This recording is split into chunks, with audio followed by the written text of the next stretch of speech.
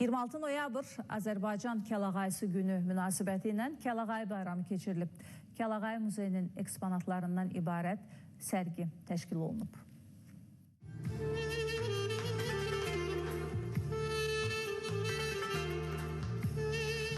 Aşıq Ələsgər nə gözəl deyib, ay qız sənin nəvədəndə kəsilib qısa tellərin, Kəlağayı əlvan qıyqacı üstündən basa tellərin. Dədə Ələsgər uzaq görən idi, bilirdi zaman gələcək, bu Kəlağayıdan uzaqlaşacaqlar. Elə bir sanki mənim bu yaşımda Dədə Ələsgərdən mənə bir nida gəldi ki, bu Kəlağayımı bu misranın elə davamınla yaşar.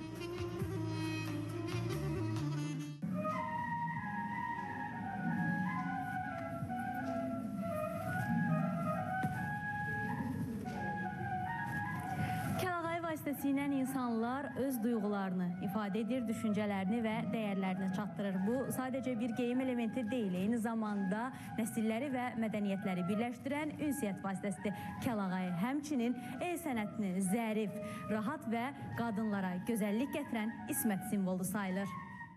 Kəlağayı qədim adətlərimizin də ayrılmaz tərkib hissəsi olub, öz rəngləri ilə xeyir, şər, saadət və bədbəxtlik barədə xəbərdar edici rol oynayıb. Ulu nənələrimizin ismət örpəyi, nişanlı qızların ismət örpəyi, analarımızın sədaqət örpəyi, həm də qanqada yatıran qeyrət örpəyidir. Bir təbiət hadisəsidir, təbiətin möcüzəsidir. Qışda soyuqdan qoruyur, yayda istidən qoruyur. Həm də ki, ən əsası Azərbaycan xanımlarına çox belə gözəllik verir, yaraşıq verir. Sərgidə 200 qədimi ənənəvi ipəkçilik məktəbinə aid nümunələr, həm də müasir Kəlağayı sənətinin yeni üslubları nümayiş olundu.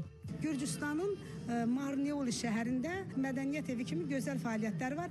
50 qədimi Kəlağayını ora vermişəm. Orada Kəlağayı güşəsi yaradılıb. Bugün bizimlə bərabər onlar da orada bu bayramı qeyd edir. İnanın bu Kəlağayının adı gələndə gənclərimizin sanki üzünə nur ələnir. Elə sizdə də görürəm o nuru mən. Əvvəllər Kəlağayılar saya olurdu, çox sadə olurdu. Bu mənim gördüyüm Kəlağayının hardasa 2 əsr yaşı var. Qeyd edək ki, 2014-cü il noyabrın 26-sında Azərbaycan Kəlağayı sənəti UNESCO-nun qeyri-maddi mədəni irs üzrə hökumətlərarası komitəsinin keçirilən iclasında qurumun bəşəriyyətin qeyri-maddi mədəni irs üzrə reprezentativ siyahısına daxil edilib. Ağcələskərli Teymur Hüseynli, ATV Xəbər.